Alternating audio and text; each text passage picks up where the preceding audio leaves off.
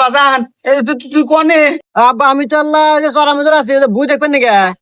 তুই তাড়াতাড়ি আয়, আমাকে মারি একবারে জান শেষ করে ফেলেছে, বস খাওয়াইছে বাবা।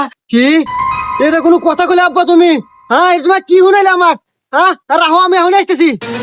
ঠিক আছে বন্ধু। আরে বন্ধু এটা আমি কি শুনলাম? আমার বাপের গায়ে হাত দিছে, এত বড় সাহস! এটা শোনার আগে আমার মনে হলো নাকি? আমি কি এখন পাইছি আছি নাকি? এই তাড়াতাড়ি চল, যাও নাকি?